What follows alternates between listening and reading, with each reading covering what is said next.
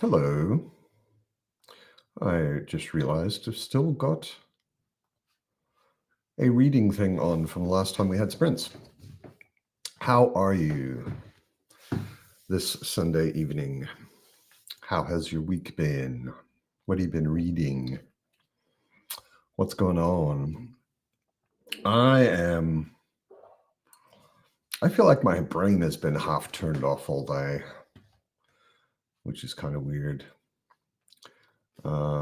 Like I never really woke up fully this morning, which is kind of strange. Mattia's here. Hi. Jeroen's here. Hi. Thornall's here because how could Thornall not be here? How is everyone doing? And we've already got a Britain waiting in the wings.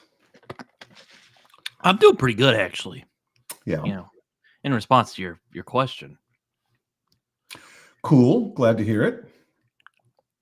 Joe Byrne's here. We don't get a Joe Byrne in the wild every week, but good to see you, Joe. It's been a little while. Daniel's here. Ida's here. Morton's here. Usual suspects. Good to see you all. How have you been, Matt? Aside from feeling like you're now fully awake. Yeah, no, I think it's actually left over from yesterday. Yesterday was a role-playing games convention, which some friends of mine organized. It was the very first one that they had. It just started, and I wanted to support them, so I ran a game, which I haven't done much of in a long time, because social anxiety and imposter syndrome and not good enough feelings and all of that. And I ran a game yesterday and was beforehand I was pretty nervous about it, because there's, like, if you've got a bit of social anxiety, there's a fair bit of pressure in organizing a game for 5 other people. It's like, if it's not good, then all of these 5 other people have had a shit time and it's your fault. And it went really good, actually. Just judging by everybody's reactions, the ultimate judge of that is, did they have a good time? And I think they really did. So Napsa's here. Jeroen is struggling with his Jedi. Jeroen was just in Japan, if I remember correctly. But that was fun. Japan was yeah, he was posting some photos on the far side, and it looked a lot of history in really Japan. Cool. Yeah, indeed. Joe uses the "I must not fear" quote in his newest book. Cool. Yeah. I've in reading that quote, Joe, in the past, I have often thought that that's also one of the things that phrase means, and I'm not surprised you made that joke. Um, yeah, if you let bullets pass through you, you will not be the only thing that remains. I was Probably. about to say you may die Ironically. if Yeah. bullets pass through you. I Yeah, hope you state yeah. the obvious. It's not easy to let fear pass through you, but it's easier than letting bullets pass through you. I think So works better. so Matt, what are you reading right now?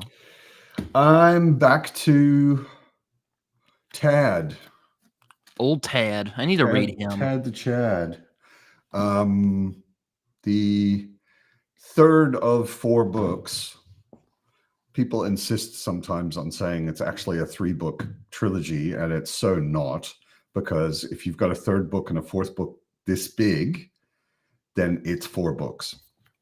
But he insisted that it was a trilogy. So they insist on calling this To Green Angel Tower Part 1, and there's another book, which is book 4, which is called To Green Angel Tower Part 2. But fuck you if you think it's a trilogy. It's crazy. Hey, Brian's here, but it's sports ball day, of course. Actually, Ida's right. If you absolutely have to get hit with them, it's better if they pass through you than if they stay in you. Yeah. It's a reference to a South Park episode. Oh, okay. I definitely don't know my South Park. I have bullets are drones' only weakness. Yeah. What about fire, Jerome? What about high-speed collisions? Yeah, stairs. I'm also at stairs on my nemesis. I have really shitty knees. You so you're like Glockta, you hate and don't like stairs? Yeah, no, I've got very bad knees, and I've had very bad knees for a long time. It's not just because I'm old. It's because I was born with my feet like this. And I had to wear metal Well, I braces. don't think it was when I because a you got kid. tortured. I don't know who would torture you, man. No. I was Unless born during that your way. during your travels you got kidnapped by gangsters or something. They tortured you. I was born that way. Aslan's here. Finally, the Jesus Lion is in the house. Thornell wants to know what you've been reading, Britton. Well, I do I'll too. admit it's a little. Well, I mean, it's not too much different. I'm reading "Speaks the Nightbird" by Robert McCammon, which How is is it? awesome. I'm really enjoying it a lot. So Cool. I was joking with some friends of mine who've read McCammon. I'm like, man, this McCammon guy can write. Have you guys heard of this dude? Oh man, Yeah. he's really good. It doesn't look like Colton's here yet, but he will be very happy to hear it, I'm sure. He's I am also the main McCammon preacher that I know of, other than John Minton, who never comes to the pub. So I'm also reading The Wizard Knight by Gene Wolfe. Well, still, the how is Knight it? technically. It's I like it a lot more than well, what's the other one I read? Book of the New Sun? The Land Across. I like right. it more than that, but yeah, I still I don't know. I'm like, is Gene Wolfe just not for me? Is that what this is? I don't know. He's not for everyone. We'll see. But and I'm also hoping to start The Goon, but my cat is sitting on my copy right now, so We don't want to disturb the cat. Yeah, I quite like Book of the New Sun. I've read Latro in the Mist, which I also quite liked. And I DNF'd The Wizard Knight. Back when it came out, I was like, yeah, cool, Eugene Wolfe. And started reading it, and I was like, oh, this is really boring. And Fifth Head of Cerberus, I think I also tried and didn't really get through. So, yeah. Joe Byrne. Joe also had to wear the foot braces. Yeah, every night when I went to bed, my mother had to put these metal things on my legs to twist my feet back out. And most people, I think their feet are parallel when they stand up. And normal and comfortable standing up for me is 90 degrees from each other. Right? They used to be 180 degrees from each other, and now they're kind of like 90 degrees from each other.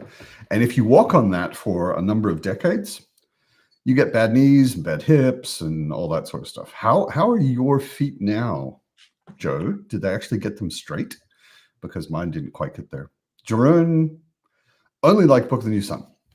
I don't know what else he's tried to read, but yeah, Gene Wolfe is mixed.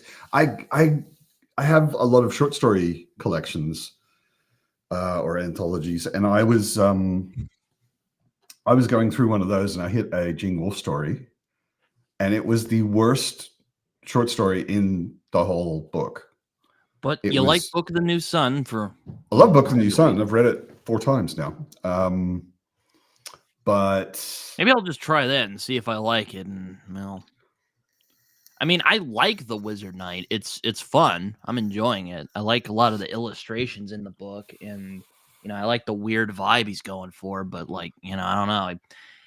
I don't know if you've ever read Vladimir Nabokov, but it almost feels like he's trying too hard to be like Vladimir Nabokov, but he's not as good as Vladimir Nabokov. I don't know. Maybe it's just me. And the Gene Wolfe fans might get mad at me for saying that, but that's kind of the vibe I'm getting. Yeah, I just, knowing what I know about Gene Wolfe, I doubt he was trying to write like Nabokov, but no, I mean that he's trying to do a similar thing, like play with your perception, right? Kind of like he does, not necessarily that he writes because like I'll admit the prose in The Wizard Knight isn't that difficult. Like it's pretty straightforward for them, or at least I think so. I mean, there are the bits where he's like, "Oh, I'm holding this back for whatever reason," and I don't know. Thornell says Wizard Knight felt like a very, very good sci-fi writer was forced to write a fantasy book overnight, and he didn't know what he was doing. Okay, interesting. Joe's feet are straight. Congratulations, Joe. I'm happy for you because I have really crappy knees because my feet didn't get quite 100% straight, which is disappointing. Capricious Fox, I think, is asking me what the name of the short story collection was. I'm trying to remember. I think it was Swords and Dark Magic. I'm trying to see it up on my shelf there. I'm pretty sure it was Swords and Dark Magic, which is a pretty old collection and has got a lot of the big names from earlier in the genre, like Glenn Cook. There's a Glenn Cook story in it. There's an Erickson story in it. There's a KJ Parker story in it. And the Gene Wolfe story was boring as hell. I read it and I had an extremely hard time understanding what the point was, or like even recognizing that there was a point, which is not the case with Book of the New Sun. Book of the New Sun, there's a lot of stuff in it when I read it the first time that I didn't understand, but I understood that there was a point there that I might not be getting. And the more I've read it, which is 4 times now, the more I've gotten out of it each time. Whereas that story, I was just like, I don't know what you're trying to do with this. I have no idea. Okay, Jared liked Fifth Hit of Cerberus. Yeah, I wasn't. It's been a really long time. Granted. I know Tori infamously despises that book. Well, she doesn't get on with Gene Wolfe, which is funny because Ben, her husband, for everyone. Ben, her husband, totally loves Gene Wolfe, and Tori just doesn't get on with Gene Wolfe at all. Yeah.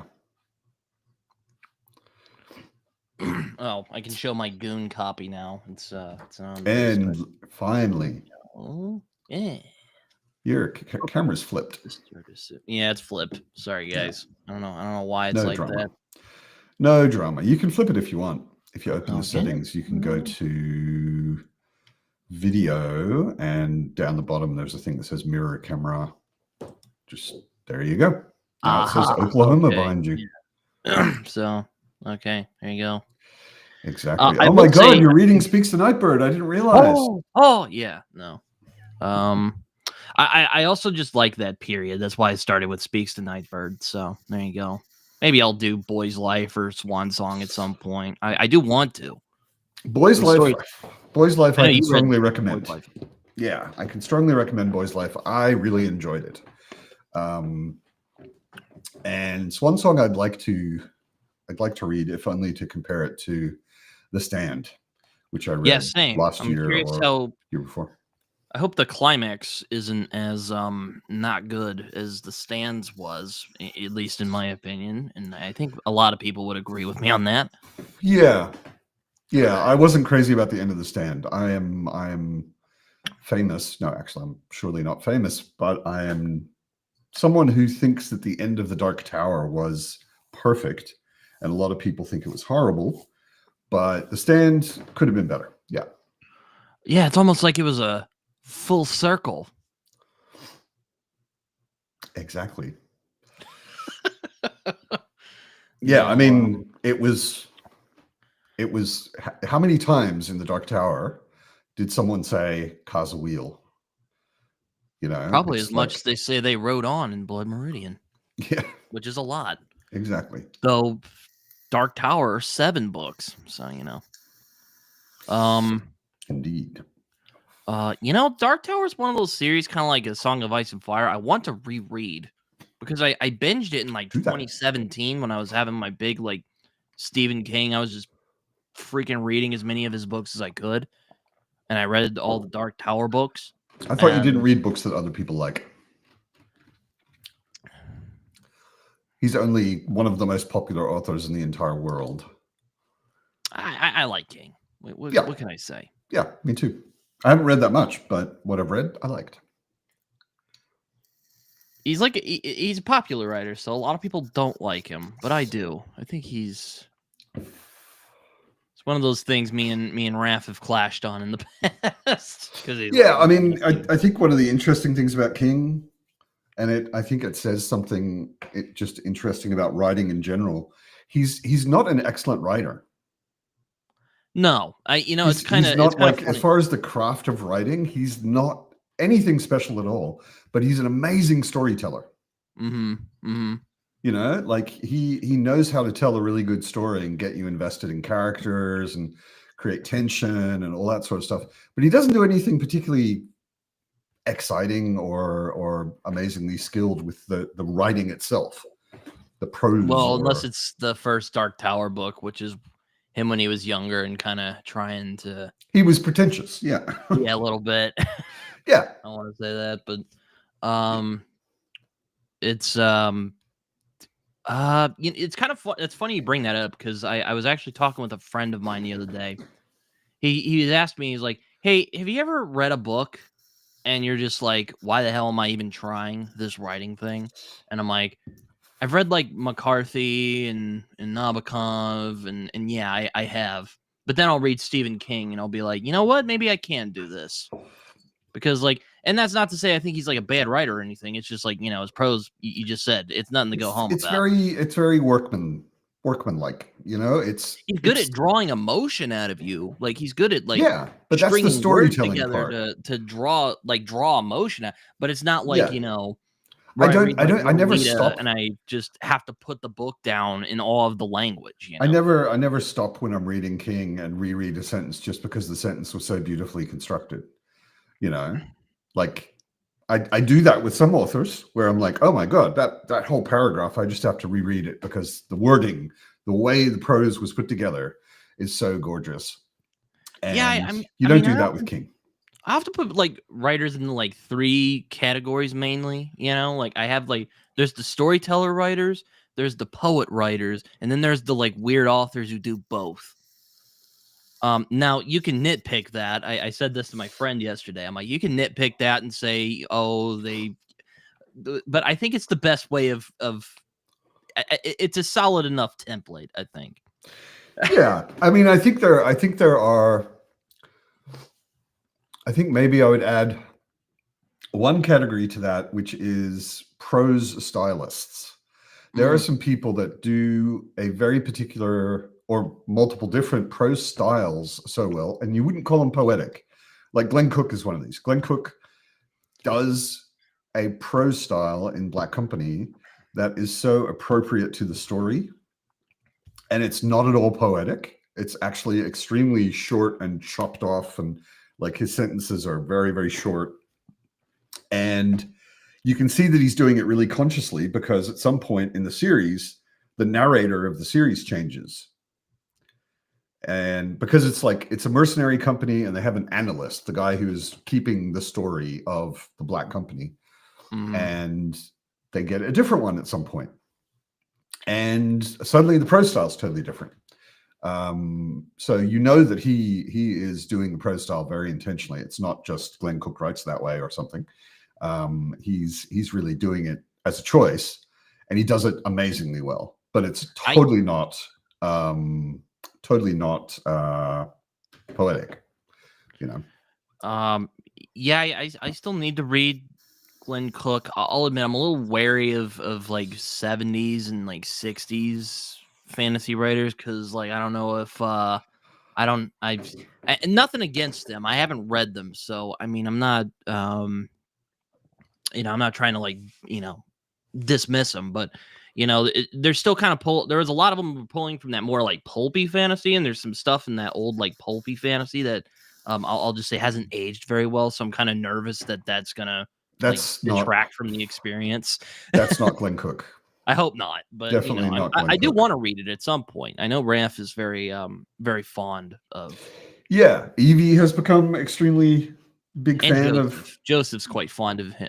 He's the Black Company expert that I know. Yeah. Osa made it after all. Good to see you, Osa.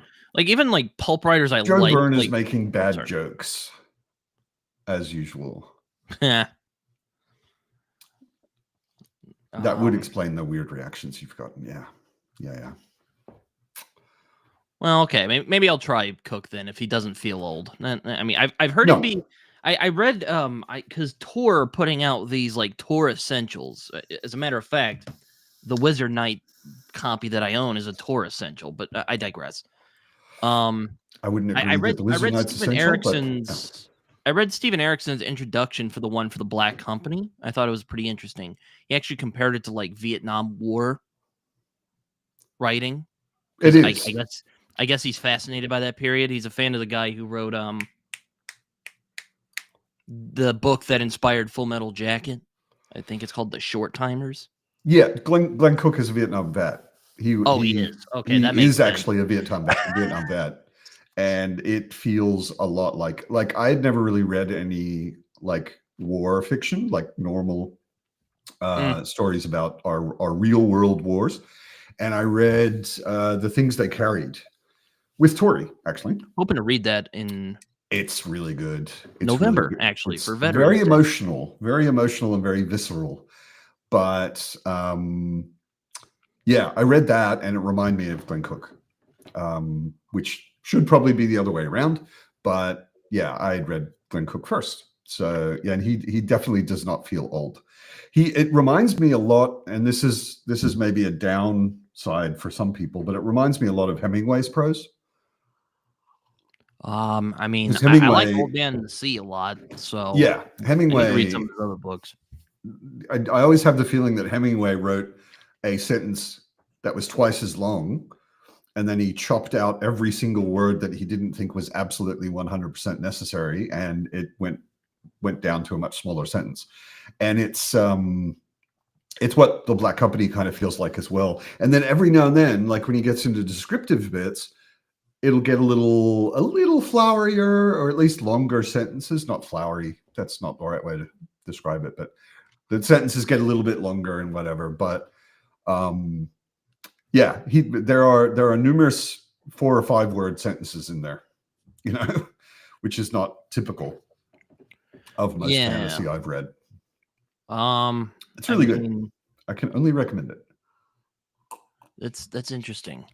Yeah, I do want to read his noir fantasy because I like both of those styles a lot. So maybe I will someday. I know Joseph made a video talking about his fantasy noir series. I don't remember the name at the moment. Yeah, he's kind of known for those two different things. Like the main thing he's known for is Black Company. But then he's also got a noir series, which I haven't read any of. Don't know anything about it. Tori's been reading it with me and not getting along with it. I think the prose is a bit difficult for her. Because it does. I also noticed myself having to adjust and get into the style of it, because it's got a very, because the sentences are so short, it's got a very sort of staccato rhythm, and doesn't just kind of like Elroy. flow. I mean, have you read James Elroy? I haven't. Oh, okay. Then you won't know what I'm referencing. Yeah, I know of James Elroy, but I can't say I know. P.I. Garrett apparently is the thank you noir series. Yeah. Or Garrett. Yeah, I did a Jerome review of a Joe James can Elroy fight book, and nobody watched it. I was a bit disheartened, but not surprised. My crime videos never do very well. Yeah, I mean, considering that none of us really are doing this for money, and if you're doing BookTube for money, you're in the wrong genre of YouTube. I think it's best just to not even pay attention to the stats. It's like, yeah, I know. It's just, it doesn't matter how they do. You're doing it for friends of yours, basically. Well, I mean, I'm more interested in like getting people to see it and be like, "Ooh, here's this new book." I can check it out. It's not really like, I don't really, not really concerned about like making money from this.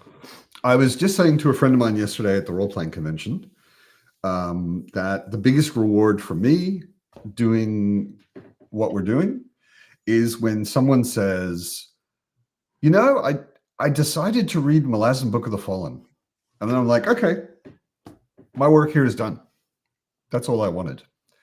Kind of bringing this back to the full circle of Black Company.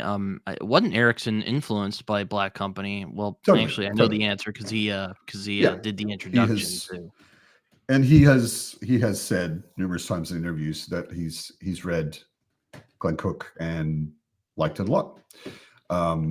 Yeah. I'm actually looking forward to Malazan now because it's I'm hoping to get to it in 2025. My friend I was actually talking to yesterday is a big fan of Malazan. It's actually his favorite fantasy series. You're allowed to say Malazan until you start reading it, and then you have to say Malazan. I'll probably. It's the only pronunciation. Doesn't Erickson not really care about the pronunciation? No, Erickson doesn't really care. But it's the only pronunciation in fantasy that I care about. Just that one word, because it's an adjective, and saying Malazan or Malazan is like saying American. Oh, okay, man. Right, because it describes people from Malaz. So the an on the end has to be un. Otherwise it's Australian and American and Canadian, and I am at least going to do Gardens of the Moon and see how that goes, and we'll see. It's interesting, Ulza. The comment, military stories aren't always my thing. I had exactly this conversation with Brian Bell last week, where he's gotten super into Malazan and has said, military stories aren't always my thing. I'm kind of surprised that I'm so into it. And I said to him, military stories are just stories with a large group of relationships. That's what military stories are usually actually about. They're not about the fighting. The fighting is usually brief and brutal and shocking, but most of the story is a bunch of people who have relationships with one another, and that's much more what the whole genre, I think, is about. Fox, Glenn Cook was recommended because we were talking about the Battle Brothers game. Okay, I don't know it. Yeah. I actually would be a little surprised if Broken Binding does a Black Company set. Not because it doesn't deserve a beautiful special edition, but because it's not such a big series anymore. I don't know if it would sell that well. Although I guess there are probably They did enough old Perdita school Street fans. Station in the Scar, much to my surprise. So Yeah, anything's that's true. possible. That's true. Though I'll admit, I'm not really like I don't. Well, I think we've talked about this before, Matt. But I don't collect books. Like I'm not like a not like a Mr. Norrell who just hoards books in his and doesn't read them. Yeah. But I am But considering getting the Perdido Street Station in the Scar from Broken Binding. I have the Perdido Street Station, and it's pretty. Yes, It is pretty. I could go like, oh yes, it's sure. I can My read precious. this paper. Yeah. Thornall decided to read Malazan Book of the Fallen. Thanks, Thornall. That makes my day. You have made my Sunday pub. I appreciate it. Rhymes with Malaysian. Fight me. Yeah. If I could get over there quickly, I would. Malaysian. Okay. Also, so if you like Malazan, there is an extremely good chance you would like Black Company because it feels a lot like Black Company. The prose style is different. Erickson is definitely wordier than Glenn Cook. But yeah. Malaysian Book of the Fallen. Yeah. Erickson's best fight scene is in Fall of Light. Well, it's going to take me a little time to get to it. Battle scene, yeah. But I'm looking forward to it. I mean, I need to progress. I do hear some characters in Malazan is are looking for an ancient book or something, which that sounds cool. I want to see what that's about. No, it's probably not in Gardens of the Moon, is it? It is not in Gardens of the Moon. Dang it. But there's a lot of really cool stuff going on in Gardens of the Moon. Don't worry. And as Joe says, the Black Company is much easier to follow than Malazan. It's got a pretty straightforward story. Sometimes his prose is so minimal that I have to stop and think about what I just read, because he doesn't waste any extra words telling you what's going on. But it's not convoluted in the way that Malazan can be. Also finished Will of Battle. Cool. Terra Ignota is so good. It is absolutely, of like the newer science fiction I've read, it's the best thing I've read. It's really, I think Ada Palmer did the introduction, speaking of going back to Tor Essentials, of Book of the New Sun. She did a Tor Essential for that. She did. That's actually how I discovered her. I read her introduction and I thought, wow, she writes good. And then I looked her up and I was like, oh, she's got her own science fiction series. I've never heard of her. And then I picked up the first book and I was like, whoa, this is really good stuff. So yes, I do. At one of my local bookshops has a copy of To Like the Lightning. I'm like, I gotta pick this up before someone else does. Fitz is here to say hello. Actually, Fitz is not here to say hello. Fitz is here to say, feed me. But I'm dragging her into the camera. Look, Fitz, it's you on screen. Not interested. Anyway. Let me see. Battle Brothers is a historical strategy game. Ah, okay. Okay, so sort of like okay. what was the thing? Bannerlords? I think it was Bannerlords that I played not too long ago. Gardens of the Moon is just a simple story about a man who turns himself into a puppet and a woman who turns herself into three people inside of a child. Yes, that's exactly what Gardens of the Moon is about. That sounds really messed up, actually. It is something that happens. It's not what the book is about. No, I do hear there are puppets in Gardens of the Moon. So I'm like, there's a puppet. Yeah.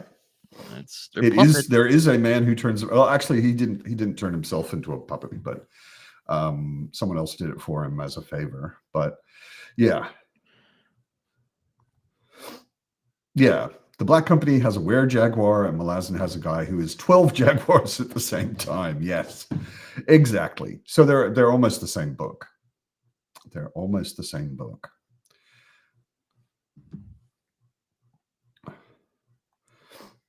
Yeah. The first two Malazan books are about a heavy woman who gets thinner by turning into a child. Yeah, it's So like basically Hyperion. a weight Sounds like loss Hyperion. program. Yeah. Sounds like Hyperion Is there mixed a with heavy woman in thinner. Hyperion who turns into a No, there's a child? woman who turns into a child in Hyperion. Oh yeah, yeah. No, this is quite a different kind of turning into a Oh. child. Um, Anyway, though my friend, his name is Tig. He's like, hey, there's like a Conan the Barbarian like character in Malazan, I think, or I think you'll like it. I'm like, oh, okay, let's see what. there is a Conan Barbarian I know he plays with a lot of fantasy reaction. archetypes in Malazan, from what I've heard. Yes, Anyway, yes. so there you go. Just to please Alan, he subverts a lot of tropes.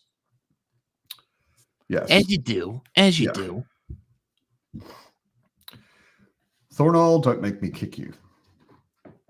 I might have to. There is one of the worst people in Malazan is Calor, who is basically an undying emperor and an asshole, a huge asshole. So let's maybe do a sprint, shall we? Yeah, I'll get back to Speaks to Nightbird. Yeah, let me just edit the little thing here. So I would say until 10 past.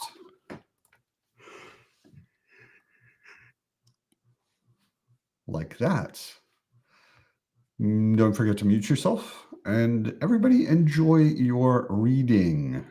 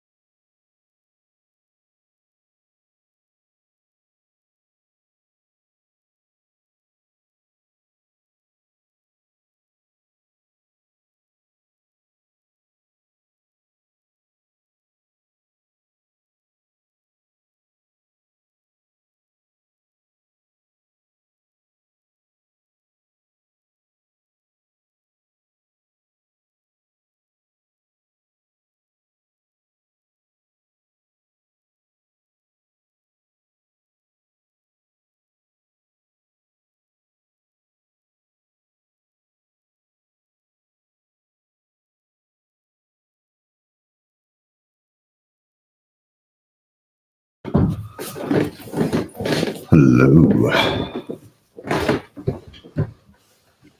Hi, everybody. How was your reading? Mine was pretty good. Read some more of Speaks the Nightbird. I was just getting up to an exciting scene I've been waiting for a while. I could have used another 10 minutes. It's funny. Memory Star Thorn is kind of three really stupid young people save the world against all expectations. And sometimes it's really frustrating reading their chapters. I don't think it's unrealistic or anything like that. I mean, they are basically teenagers. But man, sometimes it's frustrating. You're just constantly looking at them and going, you just need to do this. Why are you doing this stupid thing? But that's the way it is. Look who it is. It's Joe Byrne. Hey, how you doing, man? I am great. How are you? Pretty good. Pretty good. Oh, I need to take off the banner. There we go. That's better. Now we can properly see you. Haven't seen you in a while, Joe. How things going? Yeah, good. I'm with my kid, and so when I'm at home in New York, my wife is always like, want to do something and wants to do things on Sunday afternoons. It's not a good time. But I'm here, and she's 200 miles away, so she can't tell me not to do things. So here I am. How's your latest book going? What are you working on? So Suppression of Power, Hybrid Helix 6. I just got back from my line editor, but I'm waiting on some beta feedback to do one or two last pass-throughs. Cool. Although so far my beta readers have had very little to say, which makes me nervous. Maybe you're just getting good finally. Yeah, someone said that. One person that I sort of trust says you're getting smoother, and I'm like, well, I've written like 7 books in 3 or 4 years, so if I'm not getting smoother, something's wrong. That's a lot of practice. That's the thing, right? Like it's 250,000 words a year at least. Yeah. It's got to hopefully, if you're paying attention, you'll something will happen. Yeah. So I'm almost ready to that's almost ready to go. So that goes back to the line editor. She does one more final pass in copy editing, and then I just wait for a cover. Cool. So and then I'm planning. I have a rough outline for the next book, 7, and the title. And I am redoing the graphic design on the first 5. Oh, okay. So they're going to get a second edition. Yeah, but just typography changes. Oh, okay. And I'm rewriting parts of the second book, but not any of the others. I mean, I'm just going to clean up little things like I want to add a no AI clause to the copyright page, which probably means nothing, but I want little stuff like that. It's not going to hurt. It's an extremely relevant issue at the moment, so it's good having something there. It's 10 minutes of work to just stick it in all the PDF. Yeah, sure. And it seems like the right thing to do. Yeah. And then so that I ran into Jeff Brown, the artist, that does the at DragonCon. Super nice guy, but also very articulate about like why certain things help books sell. He understands it's not the same thing as being a good artist, right? Like those are different. No. Most artists don't understand anything about selling things. Right. But he really does. He's got those are separate skill sets. He just happens to have both. So he was like, cool. And I was like, some people love my covers, some people hate them. And he's like, well, that's unusual. Yeah, and then I pulled out my covers. Like, well, look at them. Well, what do you think? And he's like, your typography's not doing you any favors. I'm like, oh, So what I really need is to hire Jeff Brown to be my art director. And he's like, you probably don't want to pay me to redo this because I'm too expensive. And I'm like, that's fair. I'd be competing with Broken Binding for his service. Like I don't want to be in that position. And he deserves the money he's getting. Although, I mean, hiring someone to be an art director on something is a lot different than hiring someone to actually redo the cover. Yeah. I mean, hiring him for a short period of time to have a look at it and give constructive feedback to the artist, whoever's doing the layout, that's a different thing, He did that. Yeah. So So I feel like I understood what he was trying to get at. So now I'm like, all right, now I got another guy who's going to hopefully redo the typography, but he got hit by the J. Caleb Designs, who did Partial Function, done a bunch of other books that you'd recognize, and but he got hit by the hurricane. And I think he's in Florida. I think. Yeah. So he's been like off the grid and hard to. But I'm in no rush. Yeah. So. Yeah, it's weird with the hurricane. Like I go through this every year. My stepmother and a number of good friends live in St. Augustine on the east side of Florida. Yeah. So they get evacuated all the time and things flood all the time. And I was worried, and then I was relaxed, and then I was worried again recently because we had one after the other. And she was lucky. She there's a street out the front of her house, and she sent me a photo, and it looked like a canal. It was like the whole street was just completely flooded. It was just water, no road to see anymore, but it didn't get to the house because their houses are a little bit back and a little bit higher than the road. And usually her biggest hassle is when, like, her garage, you can't do anything about a garage flooding. And it just ruins everything that's anywhere low. The whole thing's damp. You have to dry it out, get a whole bunch of mud out of it, and if you can, though, like we had floods where I used to live, and we lost 3 cars in 2 different storms, over 2 different storms. Because once the water gets into the electronics, the car's a total loss. Yeah, and that's just a huge hassle. Especially, I lost my last car during that time a couple of years ago, where it was impossible to get a new car because inventory was like for chip shortage or something. I don't even know. Yeah. But so it was a mess. Yeah. So we moved someplace where we basically can't flood.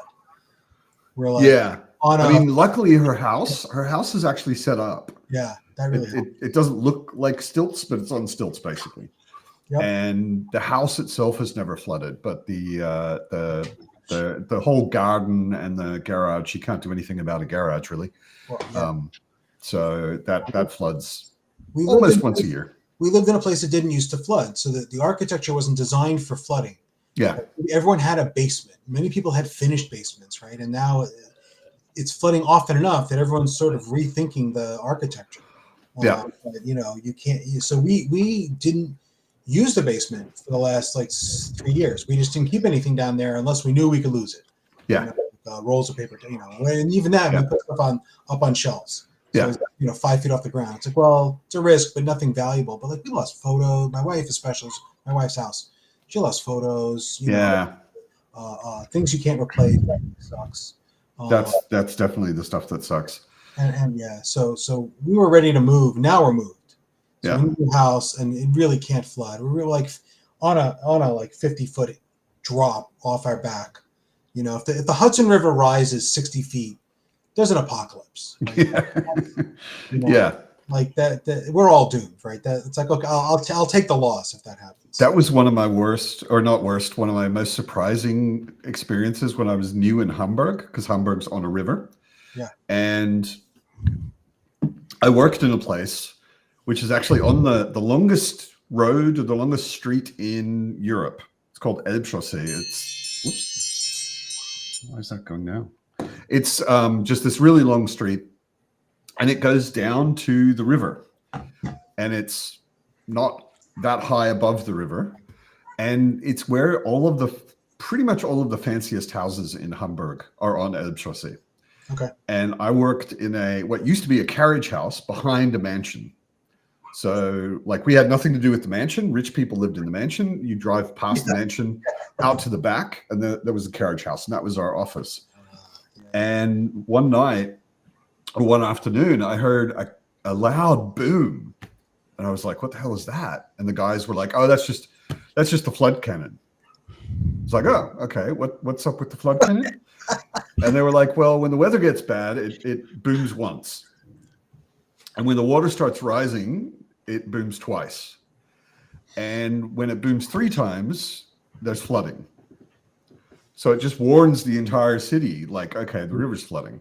Oof. And we had a lot to work on. We had a client deadline, and we were working late at night, and I heard 2 booms, and I was like, okay, should we do anything about this? Is this going to be a problem? Right. You know, I've got a car parked here. Like, Right. and they're like, no, I mean, it's really rare that it floods. And then it boomed 3 times.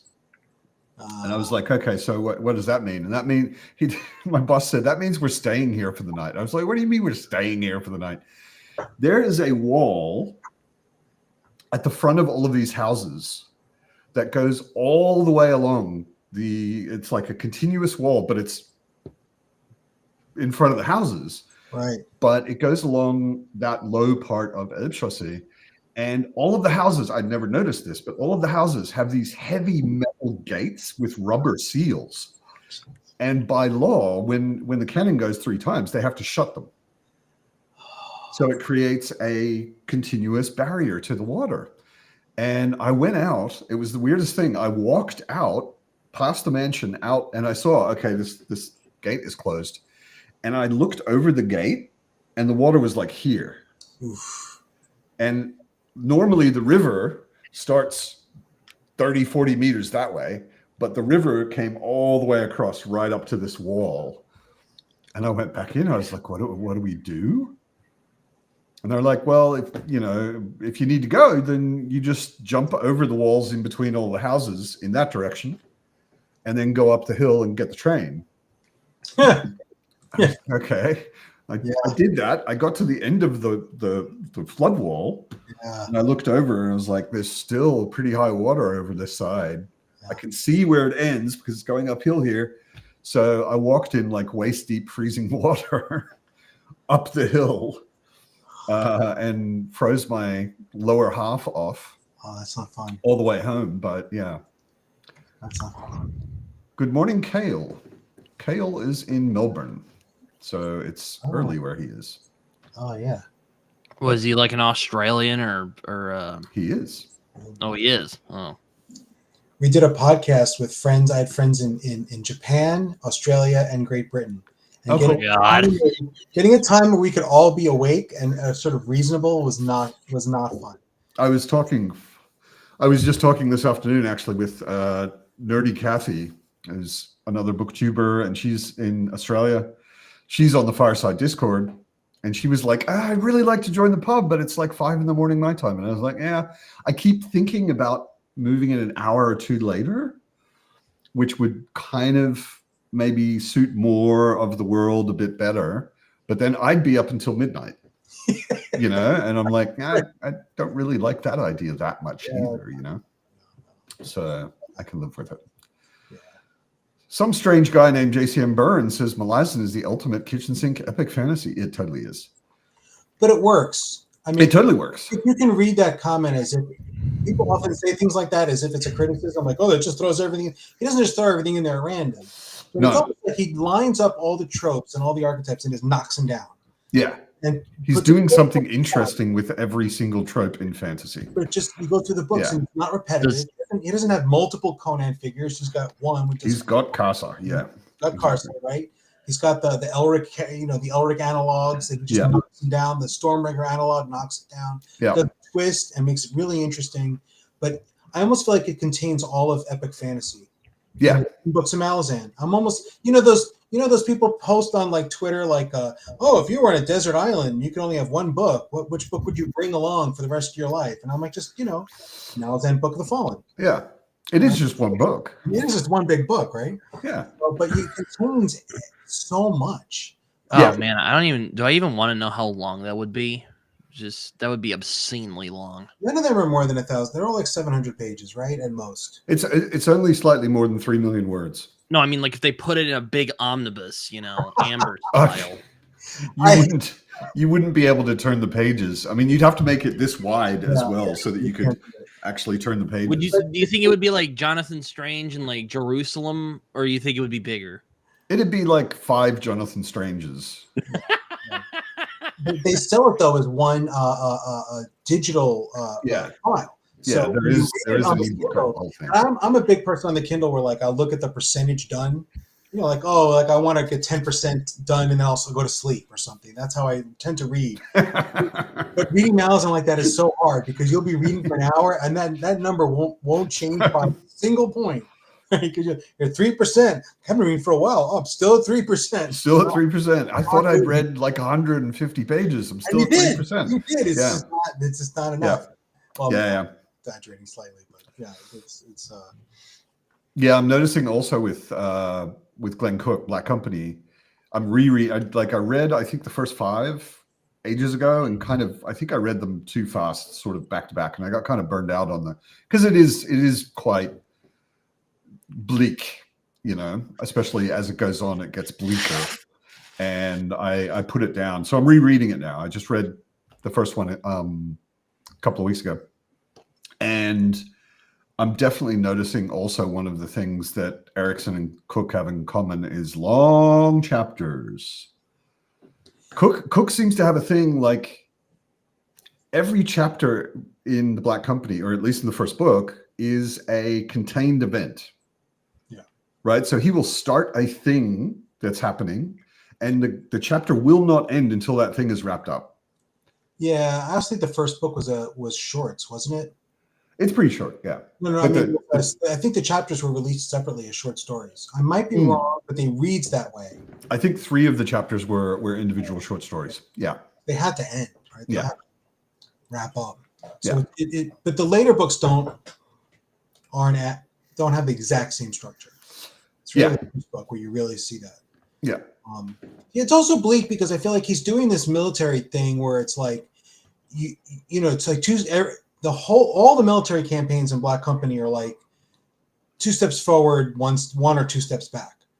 Like you don't have a solid victory and then move on to the next enemy. It's always like an ebb and flow, and you make a victory here, but you take losses on this other side. It feels to me like what a real battlefront maybe would feel like. Totally. Like, I got good news from this battle, but we got some bad news from this other one on the 200 miles that way. And the Black Company are also like super badasses, but the whole story is basically a war of attrition. Yeah. Like they are constantly becoming less. Yeah. There are fewer and fewer of them every story or 2. Colton's here. Yeah, I was about to say. I should know. Show Colton what you're reading. So Colton, Matt tells me you're a big fan of Robert McCammon. He's I can big say fan of for Robert certain, for certain that this McCammon guy can write because Speaks of Nightbird, I'm really digging the shit out of it. So there you go. There you go. Could be a 5-star if it plays its cards carefully, but we'll see. But I'm really digging it though. It's really you just made Colton's day. It's a very engaging read. Yeah, no, I've got it in my stack. I still need to. I have a bookshelf I need to build. I've gotten to the point where I'm like, okay, I guess now I need to put bookshelves in my bedroom. And I've got one, but it's still in IKEA flat pack leaning on my wall. And I need to build it because I've got this just sort of ever-growing stack of books over on my second desk. And it's getting unstable. The stacks are getting tall enough that I'm worried that they might fall over if my cat nudges them.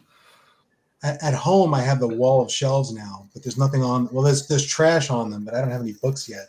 I want to make videos of unpacking the books and arranging them, and do a live stream or something of that. So I've been postponing.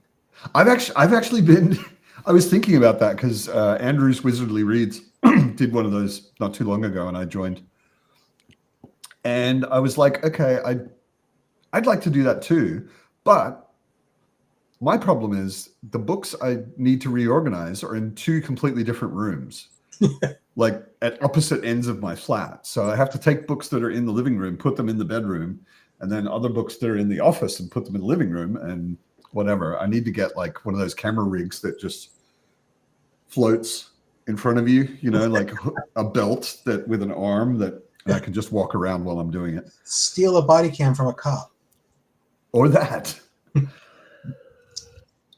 Yeah, I've got a GoPro, but I don't think my GoPro does wireless. Oh, yeah. GoPro. Using a GoPro to video yourself organizing bookshelves just sounds like a very funny use of the technology. Yeah, no, I actually originally got it. It's a weird story. I used to live in a Buddhist center And it was in our sort of Buddhist organization. It was the biggest center. A lot of people put together. We bought this place in southern Germany, and I lived there while we were kind of building everything and getting the place to be what it is now. And I was in charge of all the media. Like, this is where I first basically learned shooting video, cutting video, because we were doing, for all of the people who donated, and there was so much support, we were like, we want you to know what's going on, you know? So we were interviewing people and shooting the work that was going on and all that kind of stuff.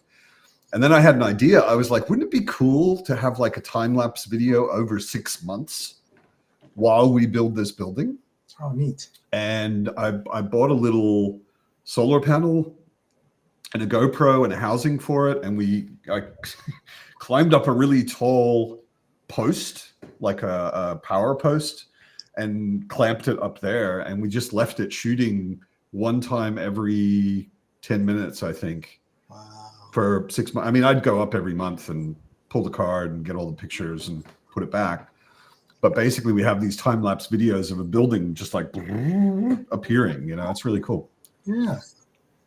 That's why I have a GoPro. I haven't done anything interesting with it otherwise. I'm not exactly an extremely sporty person or anything. Actually, a time-lapse video of like building bookshelves would probably like get you some good numbers. I actually did one, which unfortunately didn't work out. I have, like, in my produced videos, the shelf that's behind me is built in. I had a carpenter come and actually build it in to the wall, and I set up my camera on a tripod, doing photos every minute or two, and did something really stupid with my card and files and whatever, and formatted the card, having not copied the pictures. So yeah, I almost had a cool time lapse of a shelf. I wanted built-ins, but then I got a price for how much it would cost to have built-ins put in the space I wanted. There was going to be like 8 or 10 grand, and I was like, I could buy the crappy like screw together shelves from Amazon for like $600. So I'm like, okay. Yeah. I was probably a little too excited to have my new flat when I moved in. Oh, yeah. And I had inherited a little money, like nothing dramatic, but like a nice surprise windfall where you've got something in the bank that you didn't expect. Yeah. So I was like, yeah, build. And it's only a couple of meters wide. You know, it's not like a whole wall, or, you know, it's a relatively, That's nice. it's nice to have. I really like it. And I've got a big, tall, deep part underneath for board games. So tons of board game space, and it's also, because of that bit comes out a bit, so it's got kind of a counter as well, which has turned out to be really useful for role-playing game nights, for people to put their drinks and snacks and whatever on. Right. That's cool. Yeah.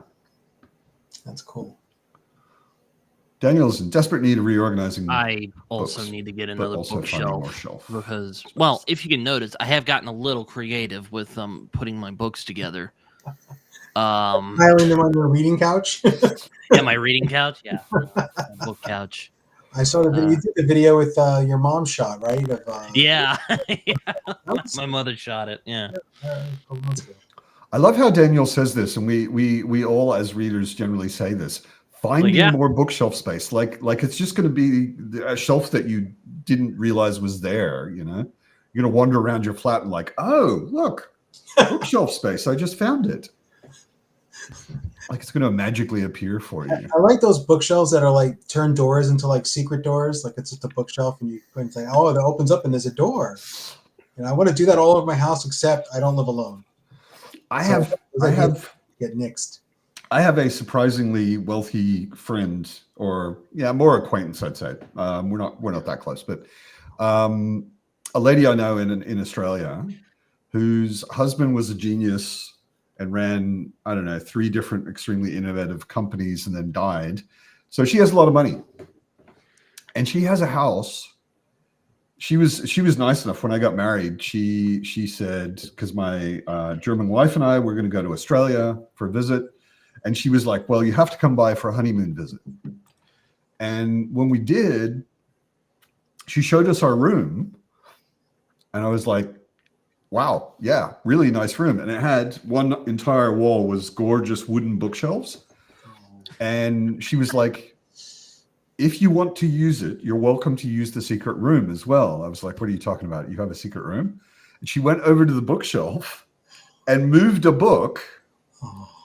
And this section of the bookshelf went thunk. And then you pull on it and the whole bookshelf hinges out. And there were stairs going down. And it was just like, I was like, can we be best friends? And then can you die soon and leave me your house? This is amazing. Yeah. Yeah.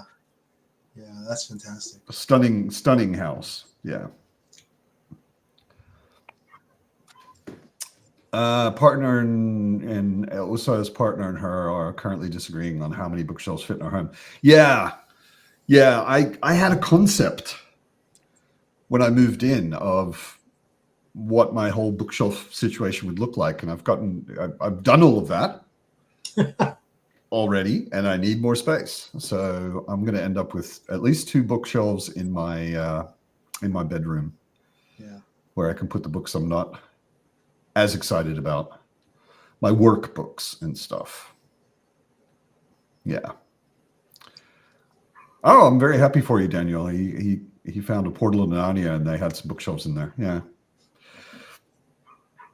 Excellent. Oh, Ida's got the right idea with the magic of finding more bookshelf space. Yeah, I only do that with like bad books. Like if there's books I don't like, I'll just give them away because I keep seeing people with their unhaul videos, and then I think, oh, maybe I should do an unhaul, not a video, but just like get rid of some books. And I look through my bookshelves and I'm like, maybe I'm just a greedy book dragon kind of person, but I don't see a whole lot of books here that I want to get rid of. You're like Schmaug, except with books and not yeah, kind of. Not. And I don't lie on my books, but yeah. You don't have a book. You should just like fill your bed with like paperbacks and like do the Playboy pose on top of the little smoke coming out of my nostrils. Yeah. I could actually do that pretty easy. Make a thumbnail, or like your background on the intro or something. But like that. That would be good. Yeah. I have books that I boxed up in the 90s that I haven't opened. Like I haven't opened the boxes in 25 years. And yeah. Another thing I need to do, I'm in my forever home. Now it's time. I got to open these boxes and make some tough decisions, because if you haven't looked at something in 25 years, maybe it's time to get rid of it or display it more prominently so you look at it. You shouldn't just keep it in storage. No. Just so I'm at the point where it's just like I'm just creating a mess for my kids to recycle when I die. Right? Yeah, it's good to not leave your kids a mess. Yeah, they don't care. The all of exactly that stuff I've done multiple times in my life. Like I left Australia and I left a bunch of boxes in Australia, but I had expected to come back and I didn't. So many years later, I went to those boxes. And I'm like, here's a whole bunch of books that I haven't looked at in 12 years. Yeah.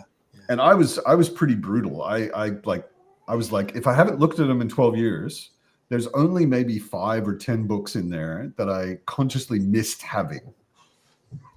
Right. I'll go through, find those books, and the rest of them are just going to the used bookshop, Yeah, and then there are books that are like important to you because when you read them, they were meaningful, but they're not good.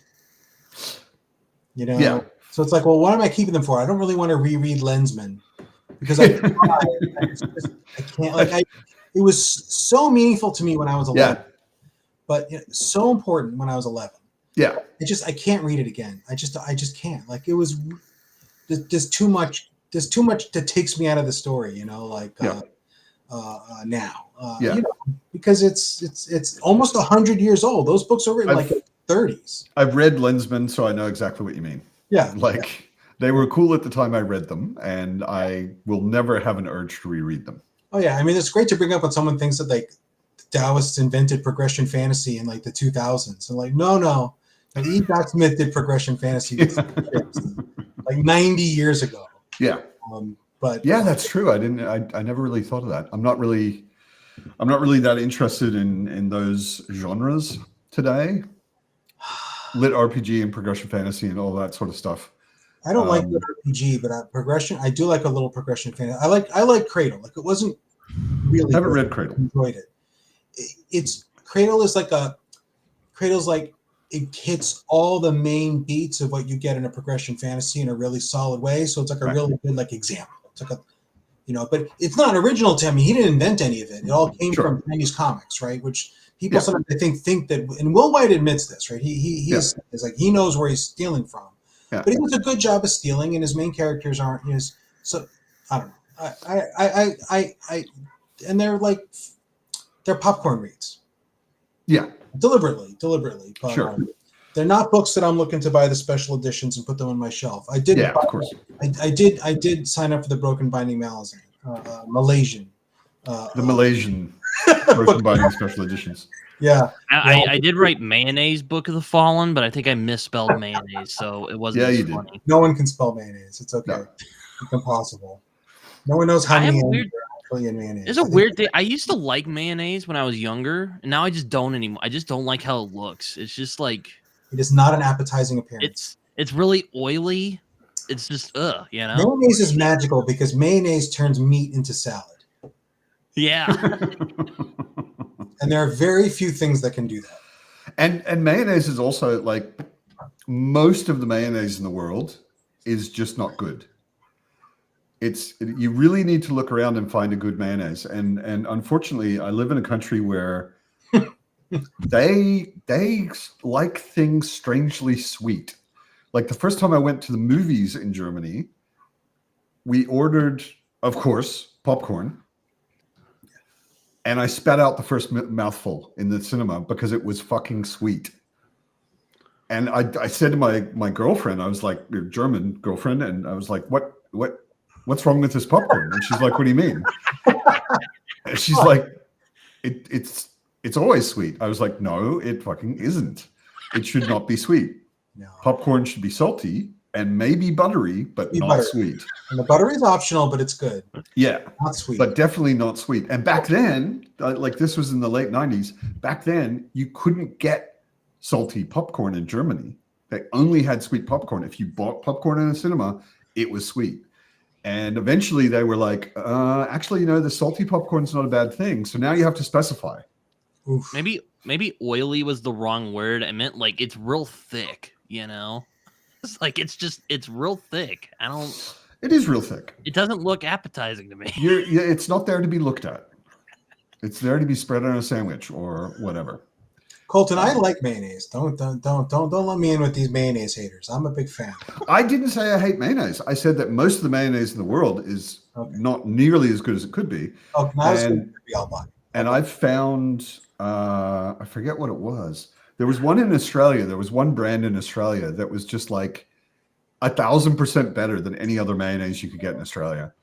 And in Germany, I still haven't found one that I'm like, this is actually good mayonnaise. I found okay mayonnaise, but like proper quality mayonnaise, I don't know. We are totally not haters, Colton. You are misunderstanding. I mean, I said I liked mayonnaise at one point for whatever reason. I don't remember why. I didn't think it tasted that bad. I like the stuff. I put it on a sandwich. Yeah. Yeah, Patrick did the art direction on the Malazan special edition. He did. Which I find interesting. It's interesting watching certain booktubers sort of develop beyond.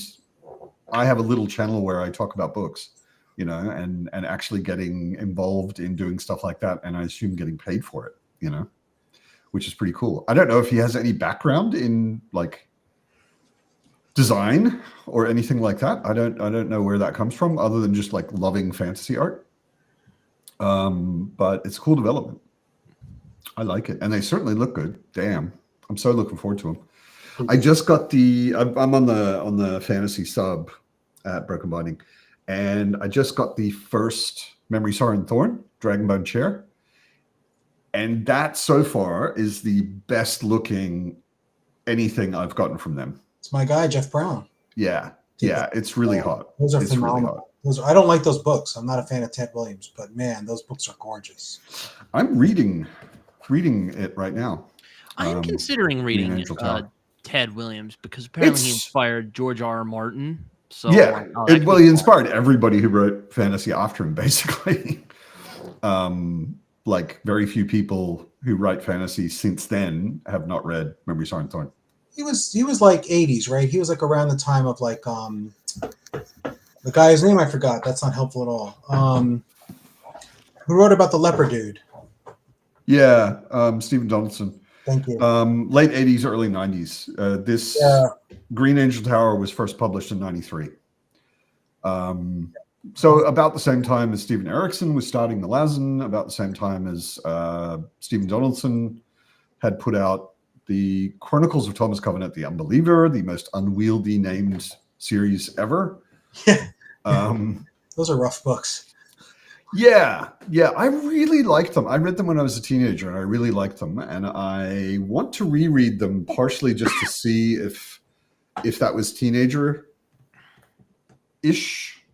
or because I mean he has a lot of respect in the fantasy world. I think they're high quality. I think they're a little grim for me. They're pretty bleak. Doesn't mean they're bad, right? Just No. not something I want to revisit. That's Yeah. Yes, Tharnall, I have read Sandman. It is fantastic. I have not read Lucifer, though. Sandman is amazing.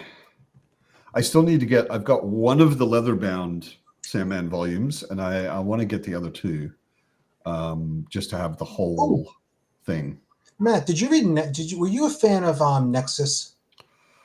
Nexus Comic. It was an indie comic. Mid. Don't know it. Oh, okay. Don't know it. Okay. I think I've heard you mention this, Joe. Yeah, well, it was influential on me. It was one of the when the indie explosion really happened in like the mid '80s. It was one of them, and it was one of the more successful ones. Right. Not really a breakout hit, but it lasted a long time, like 100 issues, which is a lot for that. Okay. Era. I was only bringing it up because the artist is making new issues now using like Kickstarter. Oh, okay. Like using the modern release technologies, to back it. So if you didn't read it, I'm not saying it's like the best stuff ever, but I liked it. Sci-fi, I assume, with a name like Nexus. It's superhero in space. Go figure why. And I like it. You didn't invent the genre? I did not invent the. Oh no, my god! No. A very long tradition going back to the 1930s. I'm going to have to reevaluate my entire picture of you, Joe. Yeah. Superhero in space guy gets powers from these aliens that he's got standard superhero. He flies, basically invulnerable, shoots energy beams out of his hands. But they force it that he gets these horrific dreams about serial killers, and he has to go and hunt them down and execute them, or the dreams basically kill him, cause him further, damage to the point where he will also die. So it's all around of that, but it ends up being a lot about like he like has a moon that he controls, and it ends up being like the politics of like the people who live there, and it's kind of weird. I don't know that it's a hard recommend, but you're of an age where you might have read it, and then I was going to bring it up. Yeah, I didn't run into it. But I mean, back then I was reading. I don't know, was Hellboy already up? The big one for me in the 80s and early 90s was Mage. Yeah, this is the same era that Mage. Matt Wagner. Yeah, same era and the same. So this was Capital Comics, which did Nexus, Badger, and Whisper. Right. Maybe one or two other. Then they folded into First, which also carried like American Flag and Grimjack and a few others. Yeah.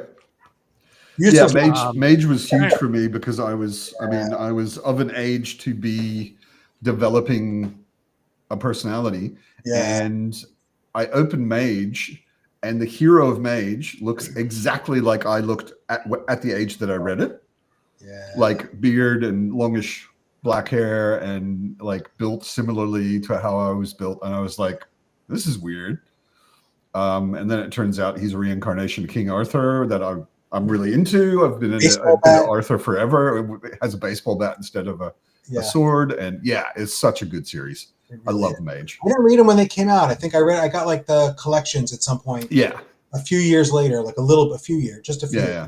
And I really enjoyed them. And Sandman back in the day was also the big thing. when I was in university, we were all over Sandman. Yeah. I have to reread Preacher again. I haven't reread that in a few Oh years. man, Preacher's so good. Yeah. Preach is It's great. Such a love good it. story, and it gets so epic beyond, like, when you start reading it, you don't realize what the scope is going to be. I never listened to any interviews with them, like on how much of the Preacher overall plot they had planned at the start. Like, Yeah, right? Like, I could see it being, yeah, we had the whole thing in our minds, or they just didn't. Like, I could see it Yeah. either. But that was a fascinating read. Yeah, I need to yeah. reread that again with that in mind, because I used to reread that every summer. Because I used to get summers off. I was a high school teacher. All right. It's like, all right, summer, reread Preacher, first thing that kicks off my summer. You're full-time writing now? No. No. Okay. What do you do? I write software. I work for the company that owns the New York Stock Exchange. We saw from the wing that sells financial data. So Oh wow. Okay. I write the software that moves financial data from one place to another for clients.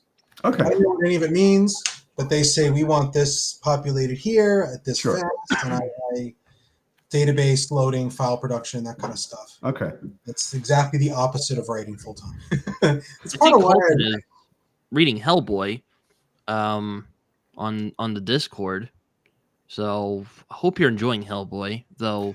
That's I right. read Cool. the omnibus that has some of my lesser favorite Hellboy stuff because it has that story where this weird thing basically explains everything to Hellboy, and that's just, that was a little disappointing to me. And it doesn't have But pancakes. does not have pancakes either, which is that's in the first short story It's a volume. tragedy. You got to have pancakes. read. Yeah, I've been in a. I've become very acquisitive with books because most of my life I was moving so much that I would acquire a bunch of books that I have to get rid of, or put in storage. And I always was in places kind of temporary, even if it was like 3 years. It was still, I knew it was temporary. So now that I've got a flat that I want to stay in until I become homeless when I'm too old to work, I have become very acquisitive of books. Yeah. And I've been buying the library editions of Hellboy, which are like these gorgeous I've seen them. black linen bound, I mean, I've seen them on your channel. Yes, yeah, gold debossed, and they're bigger than the original comics. But because the art was all scanned at high res digitally, they could just print them bigger. So it's just, yeah, I want to read some of the Hellboy spinoffs. I just have no clue where to start. Because, like, my God, he's made a whole universe out of Hellboy. BPRD. BPRD, all right. BPRD. I'll And just saying BPRD is very misleading because there are like 20 different BPRD titles. And even if you're getting the bound together graphic novel format ones, there's like, I don't know, 12 of those. Start with BPRD Plague of Frogs. That will keep you busy for a while because that is 3 of those thick graphic novel format.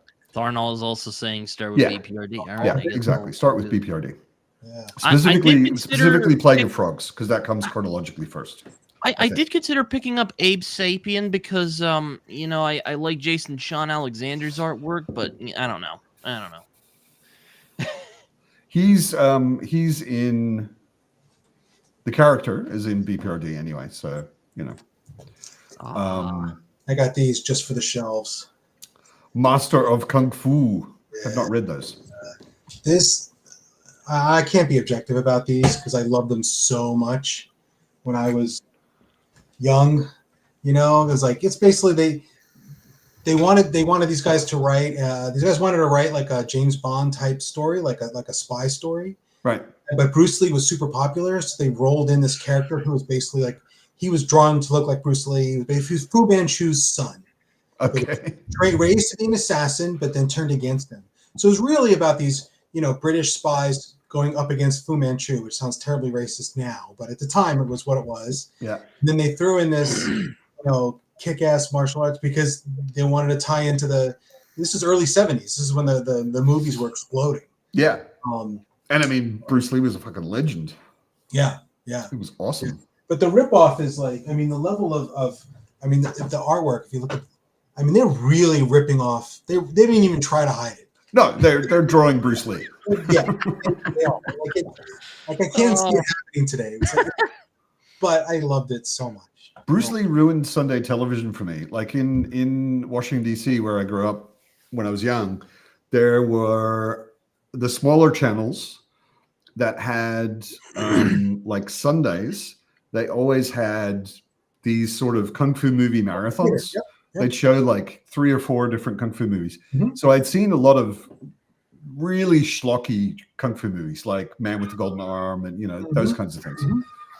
And I didn't know anything about Bruce Lee. Mm. And then one weekend, one of them came on and it was Bruce Lee. And then after that, I was like, I just want to watch the Bruce Lee ones. They're so much better. He was so good. He understood something about making a character on film that no one else got. Yeah. He had such a screen presence, like nobody else was anything like that. Yeah. And there's a lot of debate about how good an actual martial artist he was. I don't care. It's not relevant. He was a martial artist actor. But he was so good at doing it on the screen, and he was head and shoulders above everybody else. And his son was phenomenal. Yeah. The 3 movies he got to make before he died, and another tragic accident. Yeah. Because The Crow is still a classic, I think. Yeah. So yeah. Yeah, and I mean, Jackie Chan also made some really good ones in a totally different style. But He made some bad ones. Yeah, he made a lot of bad ones. He had a bigger career. He made a lot more movies. I mean, Bruce Lee's is like you're talking 3.5 movies. Yeah. Or 4.5. Did he make Enter the Dragon? I thought that was a good movie. He did. That was Bruce Lee. That was his one like Hollywood movie. And then much later, totally different kind of martial arts movie, but I forget the actor's name. Ip Man. You know Ip Man? Yeah. I've heard of it.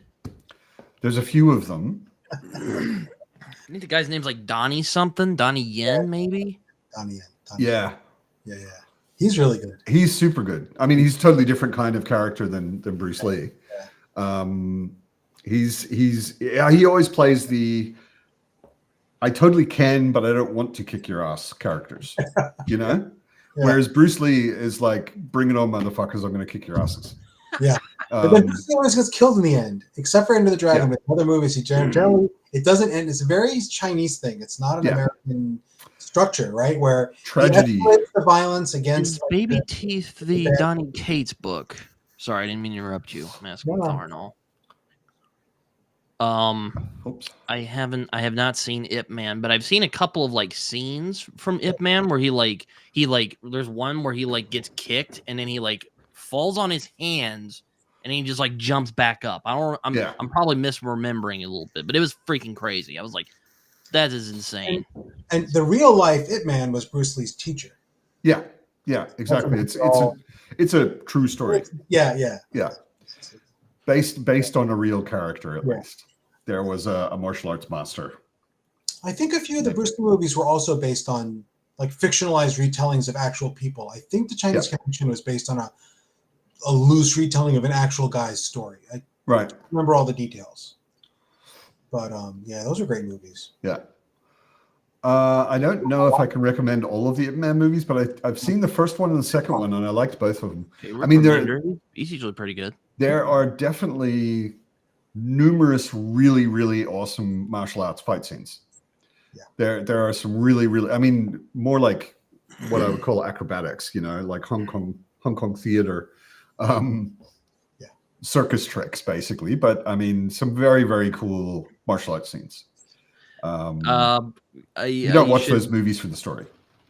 Kind of a bit of a non sequitur, but I see Colton's comment about the last Hellboy he read was Conqueror Worm. I think Conqueror Worm has one of the funniest Hellboy moments when him and Abe Sapien are walking around and then the monkey shows up and then he pulls the gun out and Hellboy's like, oh shit, he's got a gun, and he starts freaking firing. Love it.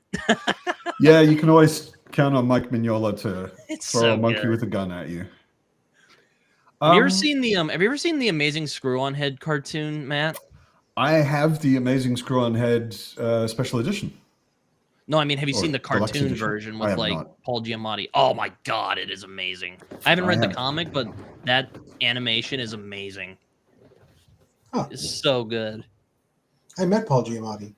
Oh, really? Yeah.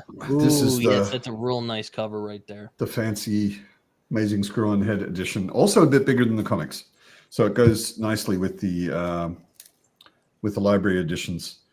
Oh man, every time I open up Mignola's artwork, I'm just like, dude, like, how are you so much better than everyone else? Like, it's amazing. Even when he's like stopped trying and he has like the like real thin characters now, it's still like charming. I don't know. He's not. I mean, he's just been like sort of almost satirizing himself for years, and all of his stuff gets abstracter and less realistic, and it's still like awesome and cool. Like, it's just maybe is that the Conqueror Worm art where that happens with the monkey with the gun? I don't remember. I think it is that one though. It's really good. And anytime now you're talking about wuxia. Anytime you have a sword in your hand, you can fly. Yeah. I feel bad for never seeing Crouching Tiger, Hidden Dragon, because like that's one of like great action movies of all time. Fuck Crouching Tiger, Hidden Dragon. Watch Hero. Oh, all right. Hero is the most stunning wuxia movie I've ever seen, and it has an interesting story and a big kind of point to it. I'm more really of a good. fan of like The Raid because it has like that kind of gritty style, but it's also like Very different. Well, I know Very it's different. The It's more Raid like and a Hero crime are action about the movie. opposite if you can get. I would call Hero high wuxia. Yeah. Yeah. In the sense that there's high fantasy and there's grimdark and yeah. But Hero has that added element where every frame, in or out of the fight scenes, is just gorgeous. You could print and frame any frame out of it. Yeah. It's just beautiful. Which is not true of The Super Raid. I mean, beautiful. The Raid is a phenomenal action film, but it's not pretty on any level. Yeah. But there isn't a pretty frame in that movie. Yeah. It's just good action. Yeah. Yeah. It's like John Woo films. Yeah. They're messy and gritty and horrible things happen to horrible people, but they're not necessarily beautiful. Although there are a lot of really nicely shot scenes. I think I've seen everything Iko Uwais has done. That's the actor from The Raid, but he doesn't do that. I'm always amazed these guys aren't chunking out like 3-4 films a year, but they're not. Like the guy from Ong Bak, Tony Jaa, Ong Bak was another phenomenal film. Yeah. He makes a movie every 3. He's just not prolific. When he feels like it. It would have been pretty awesome to see him in a John Wick movie, though. I think that would have been a lot of fun to see. There wouldn't be John Wick movies without those guys. Yeah. I rewatched John Wick recently, and I still love that film. Oh yeah. First one is phenomenal. Yeah, absolutely. It breaks some of these rules. Like in most martial arts films, right, you get the bad guys. There's like 40 minutes of the bad guys doing progressively worse things to everybody. Yeah.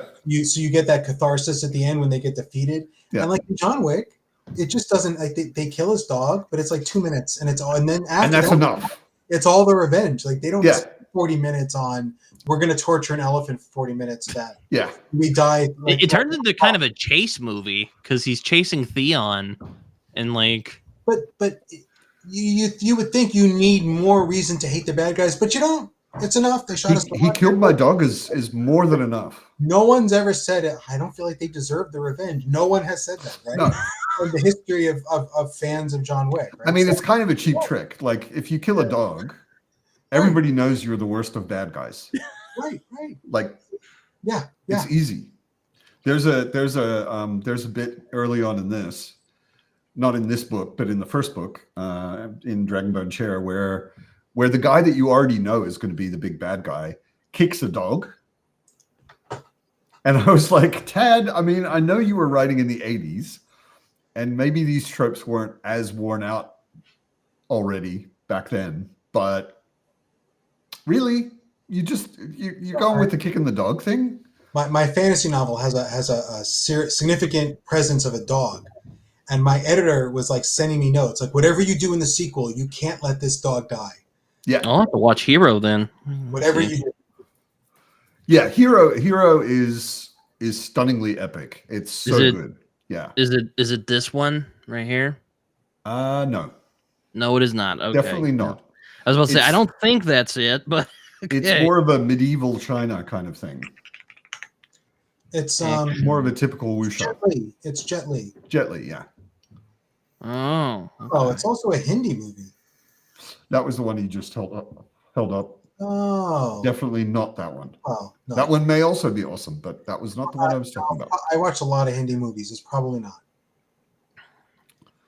Okay, I found So when it. it came All out. right. Watch You can DK watch Moon. Watch John Wick. At least John Wick 1. One. Oh, Yeah. okay. I don't think 2 was great. I thought 3 was better. I still haven't seen 4, which I need to, but 1 was Yeah. really excellent.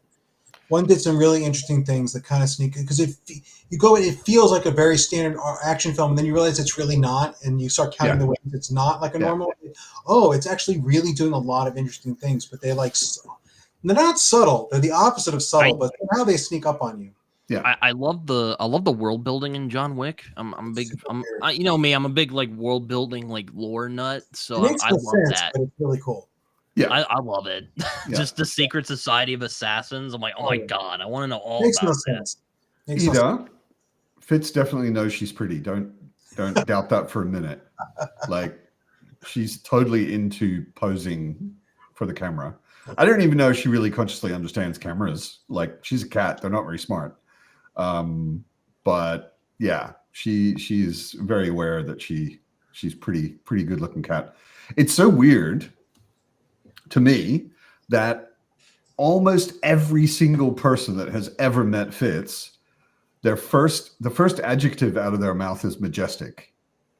Like, how can everybody use? She's sitting on my amazing squirrel head.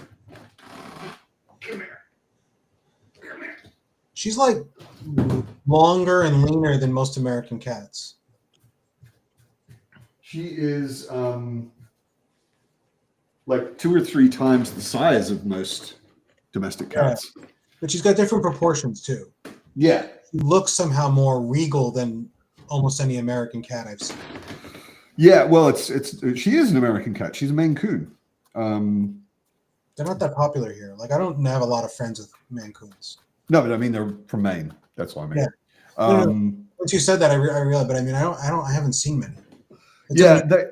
They are apparently statistically the most popular at the moment, the most popular cat breed in the world. But yeah, not everybody has one. It's completely changed the way I look at cats. Like when I walk down the street in my neighborhood and I see a cat on the street, I think it's sick. You know, I look at it, I'm like, why are you so small? Why are you so thin? Why are your ears so small? What's wrong with you? Are they not feeding you? I mean, Fitz is not fat. She's actually quite lean. But she's just big. She weighs like 14 pounds. Yeah, my cat likes to rub up on my mic for some reason. Kilos? I don't know why. Fitz loves mics. I have to keep my mic out of her reach because if I store a mic anywhere she can reach it, she will claw the fuck out of it. Completely destroy. My cat hasn't clawed it. She just cover. like rubs up on it. Like she'll rub up on me sometimes. I'm like, what do you do? Stop that. I can tell you why. Well, cats rub their faces on things to scent. Their scent glands are in their cheeks. Oh. And also the saliva is leaving their scent behind. So they rub the side of their face on things to leave their scent behind. And certain things don't hold scents very well, like the foam on a microphone. So like Fitz always gets really confused. Her new thing is if I'm in the bathroom, she has to be in the tub. She will race in and jump in the tub while I'm sitting on the toilet, while I'm brushing my teeth, whatever. If I go in the bathroom, she has to jump in the tub. And every time she jumps in the tub, she wildly rubs her face on the faucet because chrome steel doesn't hold a scent worth a damn. So she comes in and she's like, why do I not smell myself on this thing that I rub my face on all the time? I'll rub my face on it again. So yeah, that's what they're doing. And that's why they're rubbing on you as well, because you belong to them. And they are marking ownership. Oh shit! Lost is back on Netflix. I didn't even know that. How do we feel about another stream? You mean another sprint? Sorry, the sprint. This is a stream. I gotta go now. I do have to pack because I am driving back to New York tonight. So all right. Bid adieu. Thank you very much. Yeah. Thanks for dropping by. Absolutely. Thanks for having me. And I'll talk to you guys hopefully another Sunday pub. Yeah, cool. Good to see you, Joe. You guys. Take it easy. You too. All right, I'm looking forward to reading some more. Yeah, me too. Like I said, I'm like just at the beginning of a crucial scene that I've been waiting for quite a while, where Is it like a battle or? No, but it's someone in trouble who's being kept prisoner by a horrible person, and she's about to escape. Probably, we'll see. Maybe it'll go wrong, but I think she might escape. Anyway, see you in half an hour. Enjoy your reading, everybody.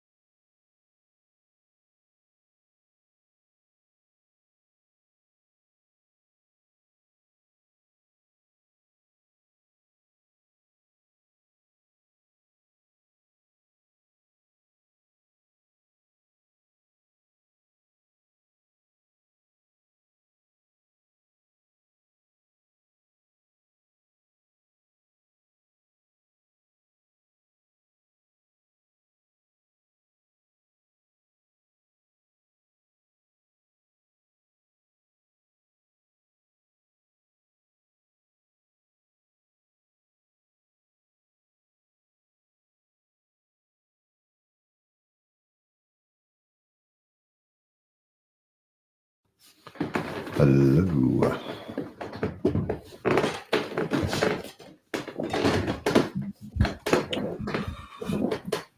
How was everyone's read? Pretty good. I was just about to finish my chapter. Cool. I got through my exciting scene. It went more or less as I expected. And I'm becoming very aware of kind of how two-dimensional some of Tad's characters are, especially his bad guys. His bad guys are all very mustache twirly.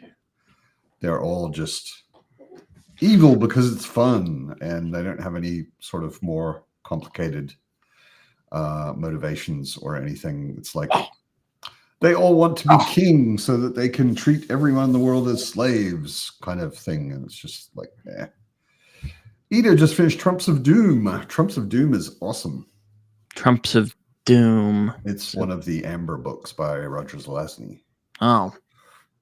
Yeah.